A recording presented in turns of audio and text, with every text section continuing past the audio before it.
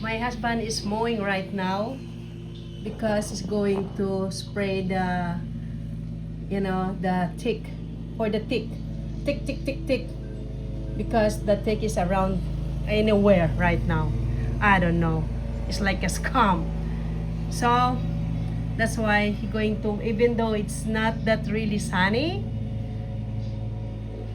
but that's why he's mowing right now, because he's going to mow first, then spray our grass for the tick. Because I think our neighborhood also spray also their grass for the tick, because one of their child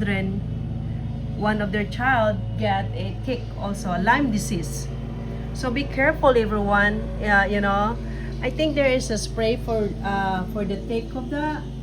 So you can buy at the store, and be careful, everyone, because one of my friend almost died last year for the tick. So be careful, everyone, because the tick is so everywhere. So better to be safe than sorry. Go ahead of everyone, ahead of them. Tick, tick, tick. I don't know. Last time I have a tick also 2 years ago. I was thinking, what the heck in my back? It's like a big pimples.